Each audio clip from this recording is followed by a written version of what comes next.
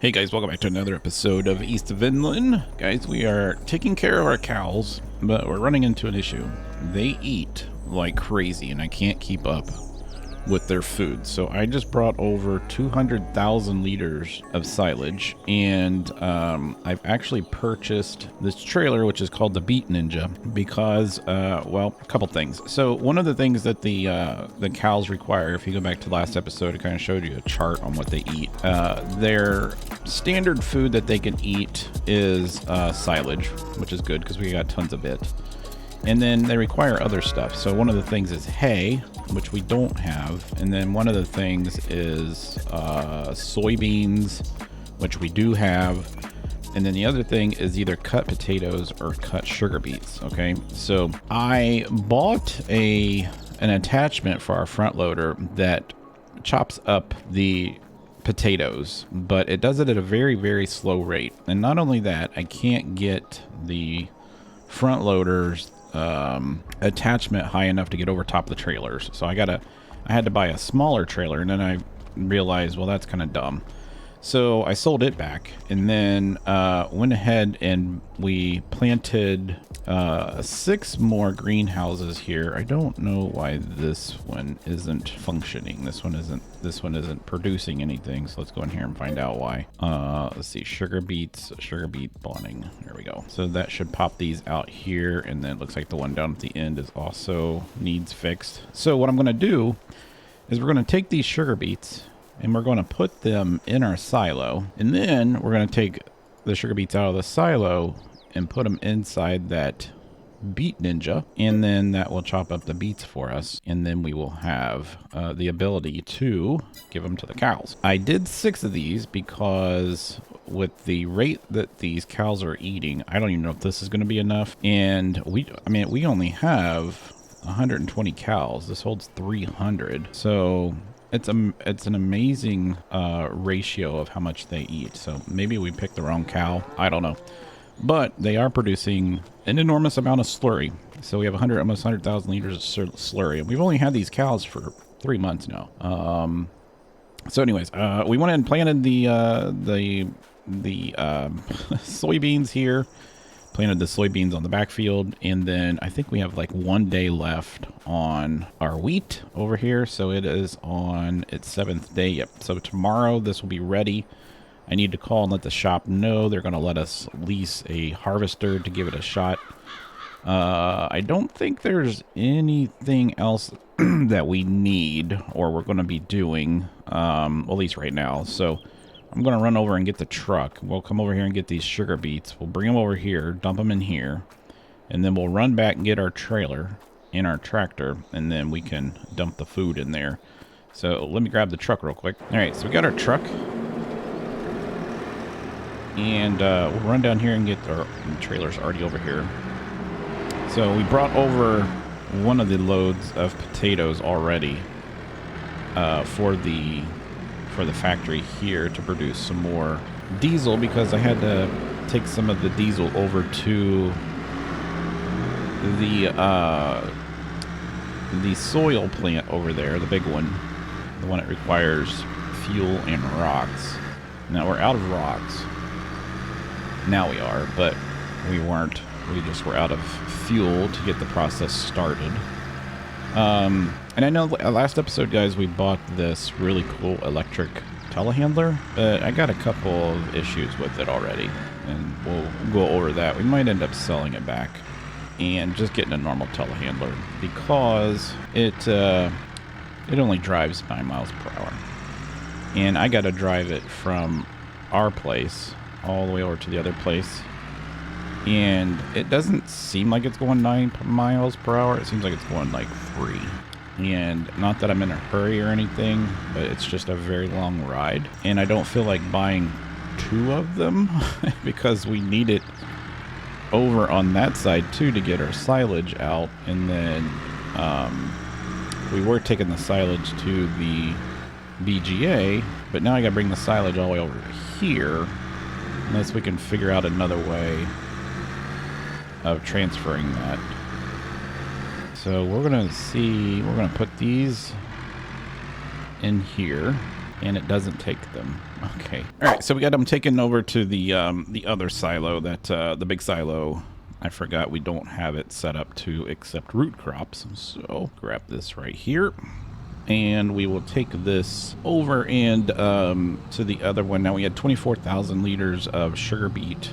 And I don't know if sugar beet to cut sugar beet is a 1-to-1 ratio. I would imagine it would probably be close, but there could be like a 1 to 1.5 or something like that ratio. I don't know. All right, so let's go in here and get these sugar beets. And we want, we have sorghum in there. Totally forgot about the sorghum. All right, there's our sugar beets. So let's fill all this in. All right, cool. And let's take this over there. Now what happens is the back of this trailer actually chops up the sugar beets and turns it into cut sugar beets for us. So that should help us out on that end. Now, as soon as we find a way of maybe doing potatoes, we could also do cut potatoes. But for right now, I think the sugar beets will be fine. Now this is only our second month of having the sugar beet greenhouses, so we should get a little bit more output. Whoa, whoa, whoa, whoa. Oh my god. We just almost wiped out our entire barn right there. So let's get back in here. All right, there we go. So let me jump out. We'll run down here. And we'll grab this. We'll pull this forward. But you can see I only go 9 miles per hour, and it feels like I'm going a lot slower than that. So yeah, it's a little bit of an issue. So we'll get this put out here, and we'll just park this right here. Turn that off. We'll run back inside. Cows seem to be pretty happy though. Get this and bring this in here, and we should be able to turn this on, I believe. Tip side back, unload here, control I maybe. I feel like that was totally wrong. It is. All right, there we go. We forgot to turn the cutter on, so I need to pull forward a little bit, and then we can start doing this. I'll need to pick the other up though. We don't want to waste that. I think we lost like 5,000 liters, so I have to get the bucket and come in here and get that. But that's giving them the cut sugar beet, which is great. If we go in and look at their health, now you can see that they're getting some moisture food. I gave them a ton of base food, and then the roughage would be like the hay. So we need to, I think what we'll do is once we get those fields over there done, we probably will want to try at least and get some grass growing again. We could buy the hay. It's not very expensive, so we could probably import it. But this, I have a feeling that these cows are going to, actually I want to go back over here. I have a feeling that these cows are actually going to take up a lot of our monetary resources. With the new feeding system, it's becoming pretty evident that this is going to be like a full-time job, which is fine. But we'll see if we can get these, sugar beets to go in here. I don't believe that this works. Yeah, I don't. Yeah, that's not going to work. So these do not hold that. All right, so we'll have to get the bucket and come in here and get that. So we'll clean that up. So the other thing that we have, though, that we can put in here is I have approximately 30,000 liters of soybeans that we can go ahead and put in there. And I'm just going to pull this over here to the side, park that, and we'll just go ahead and jump back in here. And then we'll go grab the soybeans that are in the silo. And then the other thing would be we could probably buy a couple of pallets or large bags of the mineral feed to put in there too. But I think the soybeans actually act as a power food, if I remember correctly. So we'll fill this up and see. I'm pretty sure this acts as a power food. I think that's why we decided to plant the soybeans, was because it was an option for power food. All right, there we go. So I think the only thing that we actually need is the hay. So if that's the case, if we have silage, sugar beets, and then we have this, and then the hay, we should pretty much have everything we need to take care of the cows. So we might, it's going to be rough to get over that, especially with the trailer. There we go.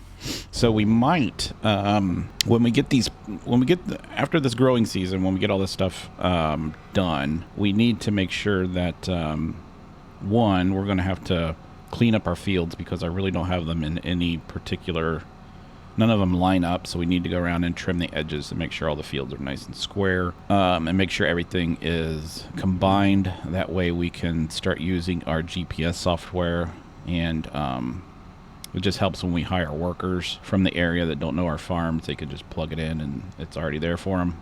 So that gave them 30,000 liters, correct? Yes. So all we need, so you can see, they'll probably go through this in one night, which is not great, but it is what it is. And if we need to, if we need to actually go in town and buy some supplies, we can. Now, I asked the local farming association to, I know this is going to sound rude, but to remove their silo that we had over here, only because it was creating an issue with the amount of traffic coming into our farm. So I just had them remove it. It was free. We didn't get charged or anything for it. So I'm thinking if this thing, we probably don't need this because this one holds the same thing as this one. So we could probably go ahead and sell this. So let's go ahead and tell the shop to come and get it. So we'll get rid of this. It'll save us a little bit of money. This here saves us 40 grand. That's a lot of money. So there's that. So we could probably go ahead and get, we could buy either a bunch of mineral feed. I do need to get though the front loader and get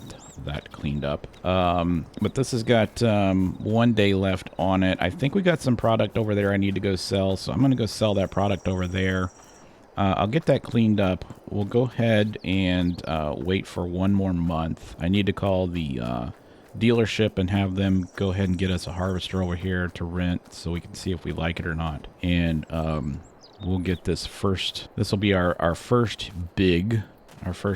major harvest season, guys. It's pretty exciting. We've been waiting to do this for a while, so let me get all that stuff ready. We'll be right back. All right, guys, welcome back. It's July, and here's the harvester that the shop is letting us borrow. It looks like the header fell off the trailer. Yeah, it does. So I don't know. Maybe we got some strong winds, but this is a New Holland. It's the CR 10.9. It's in the New Holland blue color. Thought that was kind of cool. And we also got the header.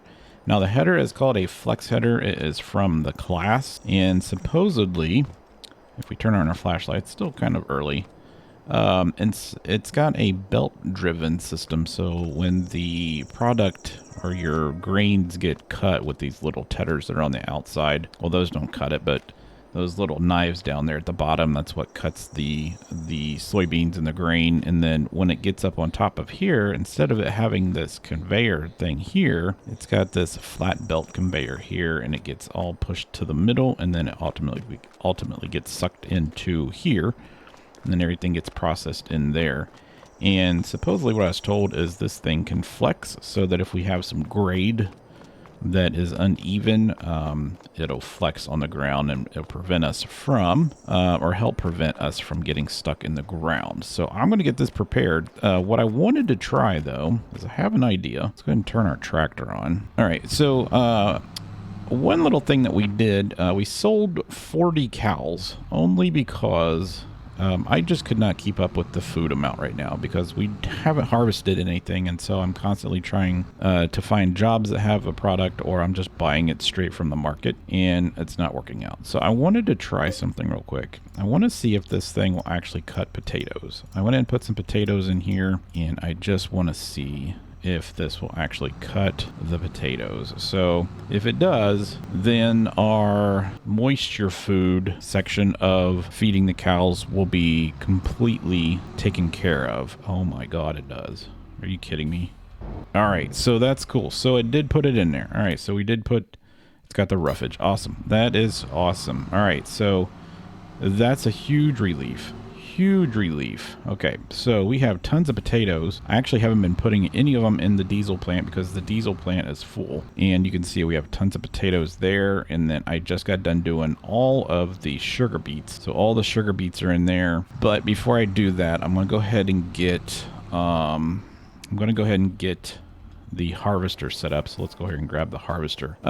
So the other thing that we need to look at is I was told by the Farmers Association that if we mowed grass, just regular grass, fresh grass, we didn't do anything with it other than pick it up, then most likely that will take care of not only our base food needs for our cows, but also the moisture and the power food,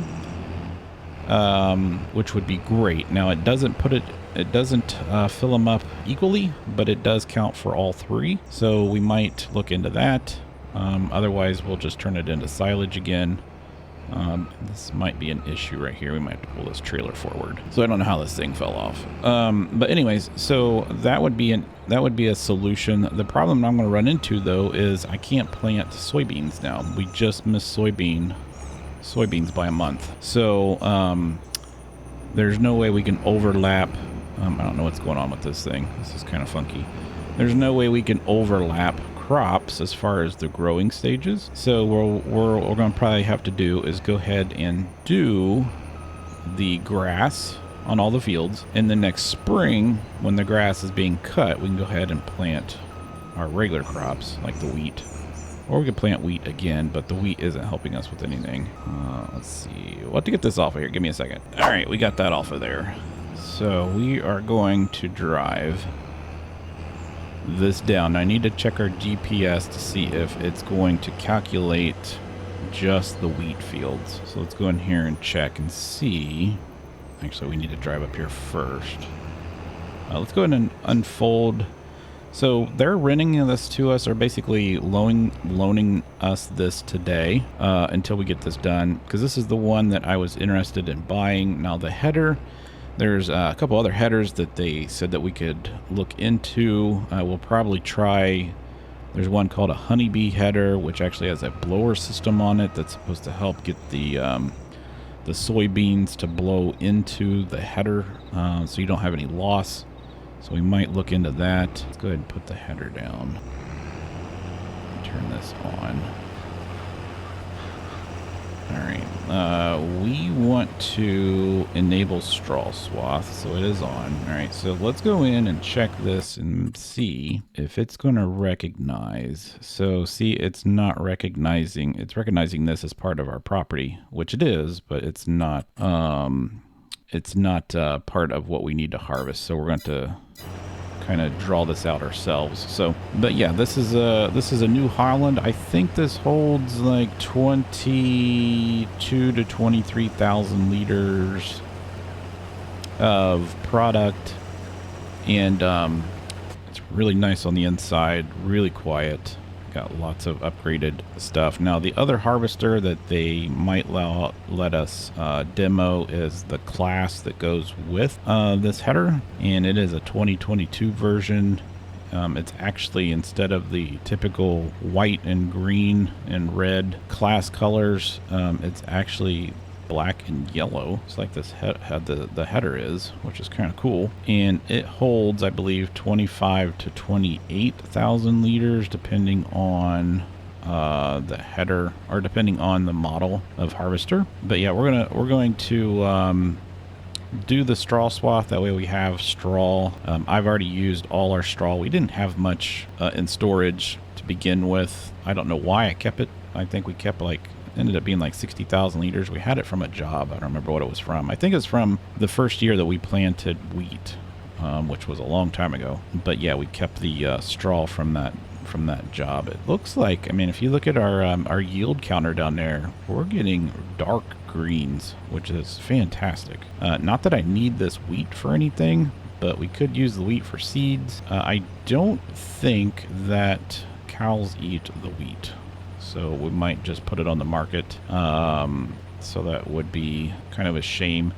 Now we could look at the only other thing that we could plant besides wheat right now would be barley and canola. Now, I do know that canola counts as a power food, but canola takes forever to grow. So yeah, I think our best bet is probably either to do corn for the silage, or just do the fresh grass, which we would get, I think, more than what we need for at least one season. And then that would take care of the base, the moisture, and the power food. And then we could take care of the roughage part of it with the potatoes and the sugar beet, which would be great. And then if that does work out, and it seems like it is working out, then we can go back and buy some of our cows back. But yeah, I had to sell 40 of them at a loss. I think we paid up front $1,500 per cow, and we ended up only selling them for like $660, so we lost quite a bit of money there. The money that we do have right now is from the cows, and it's from some of Samuel's product. And I told Samuel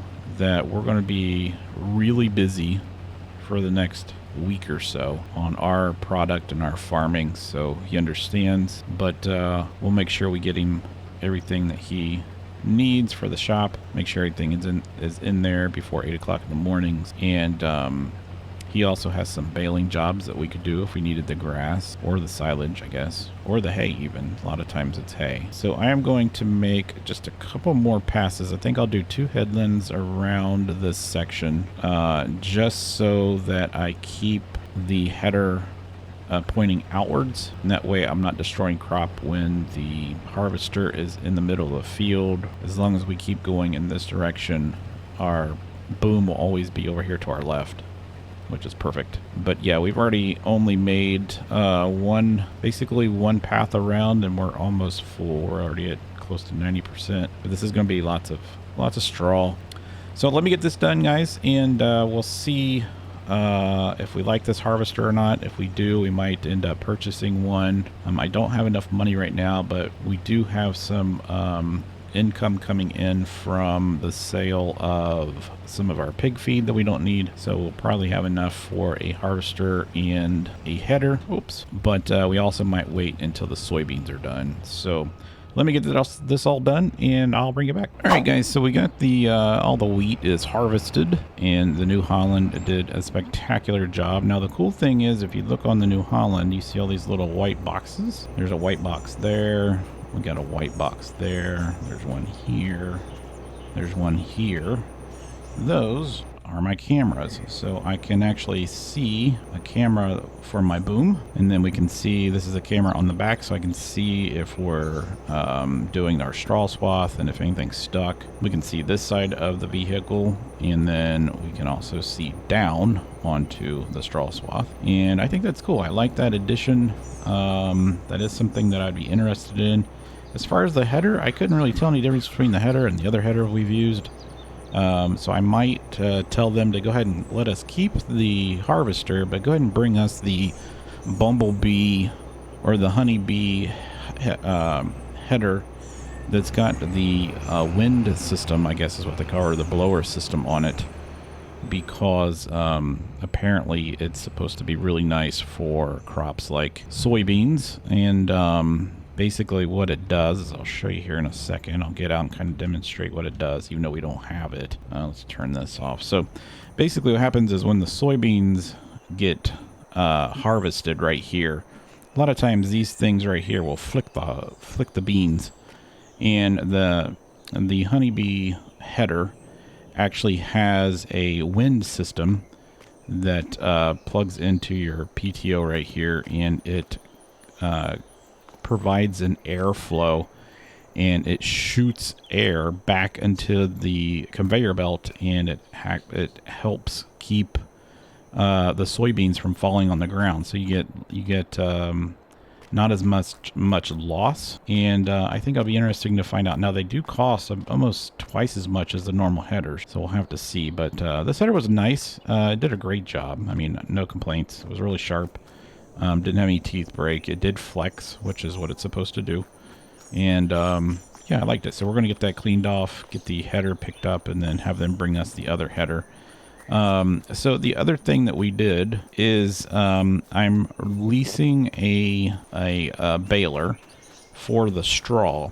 Now, I know we have a loading wagon for the straw, which is great, but I think that I would like to, I know it's kind of counterproductive, but I think I'd rather have the bales instead of having it in bulk. That way we can just grab a bale and throw it into the barn. I think that would be a little bit easier, I think. I don't know, but I like the idea of having bales. I've always liked the idea of having bales rather than just picking up with a loading wagon. For ease of access, I think it would be better. So you can see we're out there. We got the tractor turned on out there, and then we still have a little bit on this field to get for the straw. And then this is our tractor and trailer that we bought. This is a Wilson pace setter tractor or trailer. We had it painted the same color as our tractors. And then this is our cab that we got. Now, I did ask them to tint the windows, but when we jump in here, you can see that the window tint is kind of dark. So I don't know if I like that or not. So I think Let's see, are we dumped? Pretty sure that we dumped everything in there. Yeah, we did. So everything's dumped in there. And I think everything is ready, so we can go ahead and put this auger away for the soybeans. And you can see in here we have 158,000 liters. 158,000. I like the sound that it makes when it turns on. 158,000 liters of wheat. That's awesome. So we're going to take this over to the silo and put it in there. Let's see if I can get in here. It's a tight turn.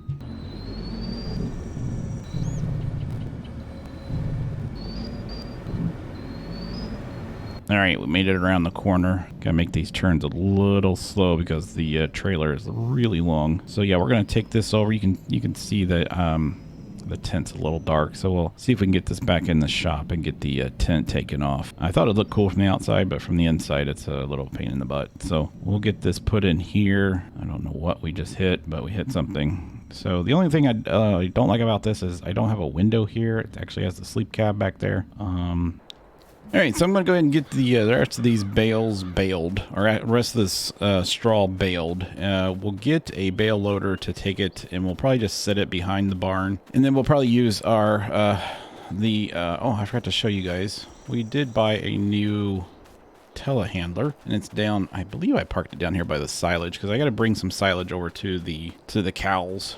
And, we'll get them fed. And then probably we got to wait, I think, one more day. I'm going to go ahead and I'll probably go ahead and get this planted in grass and then get that planted in grass too. I think we'll do one season of grass again. It's good to keep them rotated. So yeah, here's the Manitow wheel loader, or not wheel loader, but telehandler. And I like it. It did cost us a little bit more, yeah, and it doesn't, you know, it doesn't run on electricity, it runs on gas, but that's fine. I kind of have to drive like this or I can't see where I'm going. So we go like this. But this will count towards the their main food, and then I still believe we have like 500,000 liters of this to use throughout. I think by the time we plant grass and have it harvested, I think we'll have enough to get us, I'm about to damage some of my crops right here. We'll have enough to get us to the late fall stage, and I think we'll be fine. I think it was just the whole process of getting stuff. We should have did this before buying cows, but we forgot. So this says whole crop silage not accepted, but it is accepted here. So this is going to fill up the cows. As you can see, we have 183,000 liters of wheat. We still have a little bit of soybeans left. We have potatoes and sugar beet. This can get done into cut. And then we do have a lot of straw. That doesn't include the bales that are on the field. And looks like we have manure, lots of slurry. And I think that's all we have in our inventory. And then cows, you can see our base food. We'll put the potatoes in here, and then the moisture food. The moisture food will be the potatoes and the sugar beets. The roughage will be the hay, which we don't have. I'm just going to end up buying this. And then the power food will be the soybeans once we get those harvested. So I'm going to let this fill up. I'm actually just going to leave the engine on. I think, like I said, I'm going to get this all done over there, and then we'll wait till next month to get this. Actually, we got to wait 3 more months. Oh my God. Yeah, we'll go ahead and plant grass. We'll get the grass planted, but I'll probably do that off camera. Hope you guys enjoyed this episode. If you did, smack the like button, hit the subscribe button. I will see you next time, guys.